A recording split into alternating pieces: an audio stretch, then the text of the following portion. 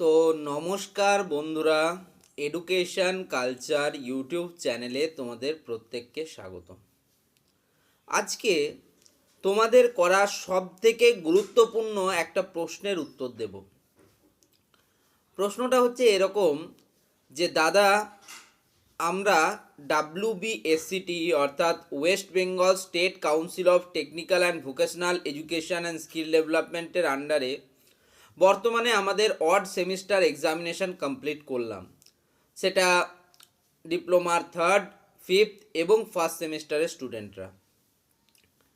তো এবার আমাদের যে এক্সামিনেশন হলো, তো এই এক্সামিনেশনে আমাদের যে এন্ড সেমিস্টার এক্সামিনেশন 60 মার্কসের হলো, তো তার পাসিং মার্কস কত? কেউ বলছে দাদা 18, কেউ বলছে দাদা 24। তাহলে আমরা কোনটা ভাববো যে কোনটা আমাদের পাসিং মার্কস?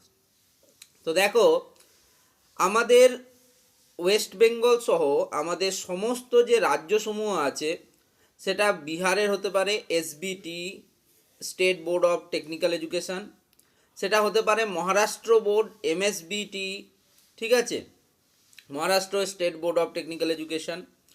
তো এই সমস্ত যে আমাদের টেকনিক্যাল এডুকেশানগুলো রয়েছে, এডুকেশনের যে আমাদের মানে সংস্থাগুলো রয়েছে, তাদের মূল কর্ণধার গোষ্ঠী হচ্ছে কিন্তু AICTE অর্থাৎ all India council for technical education. তো এই AICTE আমাদের যে টেকনিক্যাল শিক্ষা, সেটার কিন্তু কর্ণধার কমিটি ভারতবর্ষের ক্ষেত্রে। তো এই AICTE তাদের যে নির্দেশিকা, সেই নির্দেশিকায় স্পষ্টভাবে লিখেছে যে তোমাকে টেকনিক্যাল এডুকেশনের কোনো এক্সামিনেশন পাস করতে গেলে তোমাকে 40% মার্কস কিন্তু পেতে হবে।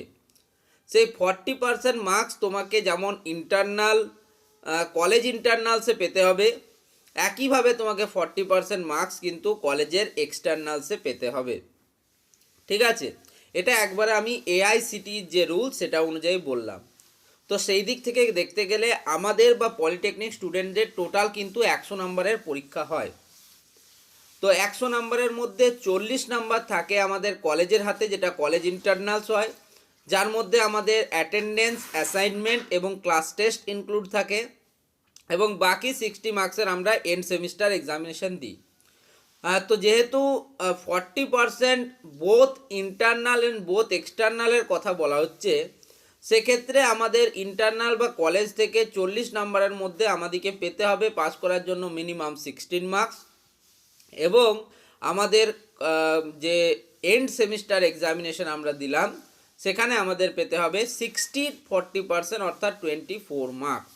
এটা একবারে যেটা স্ট্যান্ডার্ড, যেটা একদম তোমার প্রমাণ সাপেক্ষ, আমি সেটা নিয়ে কথা বললাম। এবার কিছু কিছু স্যারেরা রয়েছেন যারা অবশ্যই অনেক অভিজ্ঞ এ বিষয়ে, এবং তারা প্রচুর পরিমাণ স্টুডেন্টদের পড়িয়েছেন, ক্লাস করিয়েছেন, এবং তাদের কথাটাও একবারে ফেলে দেওয়ার মতো নয় যে 18ই পাসের ব্যাপারটা। তাহলে সেটা তোমাদের বলি। দেখো, আমরা ফার্স্ট ইয়ারে যখন ফার্স্ট সেমিস্টার পরীক্ষা দিলাম, আমাদের কাছে টোটাল 4টে সাবজেক্ট ছিল। কি কি ছিল? Mathematics 1, applied physics 1, applied chemistry, communication skills in English. ধরো কোনো একজন স্টুডেন্ট, ঠিক আছে, সে তোমার অ্যাপ্লাইড ফিজিক্স 1, ম্যাথামেটিক্স এবং কেমিস্ট্রি, এই 3টে সাবজেক্টে সে তোমার যে 60 মার্কসের এন্ড সেমিস্টার এক্সাম, তাতে প্রত্যেকটাতে তার খুব ভালো রেজাল্ট হয়েছে। সাপোজ সে ধরো প্রত্যেকটাতেই আউট অফ 60তে সে 40 করে পেয়েছে, ঠিক আছে। এবার দেখা গেল কমিউনিকেশন স্কিলস ইন ইংলিশ বলে যে সাবজেক্টটা রয়েছে, তাতে সে পেয়েছে 22 বা 23। ওকে, তো সে যদি 22 বা 23 নাম্বার পায়, তার মানে একটা সাবজেক্টে তার ব্যাক বা সাপ্লি আসার সম্ভাবনা হয়ে গেল। তো তখন দেখা গেছে যে কোনো কোনো বিশেষ ক্ষেত্রে, আমি প্রত্যেক ক্ষেত্রে কোনো দিনই বলবো না, কোনো কোনো বিশেষ ক্ষেত্রে স্যারেরা কিন্তু সেই 1 নাম্বার বা 2 নাম্বার পর্যন্ত গ্রেস মার্কস হিসেবে দিয়েছে। এটা শুধুমাত্র আমাদের টেকনিক্যাল বোর্ড বলে না, অন্যান্য টেকনিক্যাল বোর্ডেও এই ঘটনাটা কিন্তু ঘটেছে। ঠিক আছে, মানে 22 বা 23 নাম্বার পেলে 24 করে দেওয়ার মতো ঘটনাটা কিন্তু ঘটেছে। ঠিক আছে, এমন উদাহরণও স্যারদের কাছে আছে, তারা কিন্তু সেই উদাহরণগুলো পেশ করছেন এবং জানাচ্ছেন। তো ঠিক আছে, তো এই বিষয়টা নিয়ে খুব বেশি ঘাবড়াবার প্রয়োজন নেই। তবে 18 পেয়ে পাসের ব্যাপারটা এখনও সন্দেহজনক।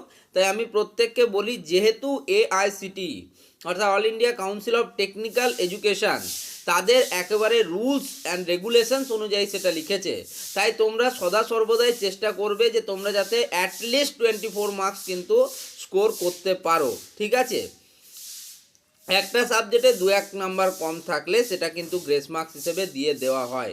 তবে এমন বলো না 12 পেয়েছো আমাকে 24 করে পাস করে দেবে, এমন কিন্তু করে না। 22 বা অত্যাধিক ক্ষেত্রে 23 যদি তুমি পেয়ে থাকো, সেক্ষেত্রে এমন নির্দেশন দেখা গেছে। ওকে, তাই নিজেকে এমনভাবে তৈরি করো যাতে এক্সামিনেশনে মিনিমাম তুমি 30 মার্কস লিখে আসতে পারো। কারণ তোমরা জানো, আমরাও ভালো করে জানি যে আমরা যদি পুরো 30 মার্কসেরও উত্তর করি তাহলেও কিন্তু আমরা 30 পাবো না। ঠিক আছে, আর যেহেতু তোমাদের একটা সুবিধা রয়েছে, তোমাদের এমসিকিউ 2 মার্কস করে রয়েছে, তোমরা খুব সহজে অনায়াসে এক্সামিনেশনগুলো পাস করতে পারো। তার জন্য তোমাদের এত চিন্তার কোনো প্রয়োজন নেই। বাকি যদি এই রিলেটেড কোনো প্রশ্ন থাকে প্রশ্ন করতে পারো। এই ভিডিওটা এখানেই শেষ করছি। ধন্যবাদ সকলকে।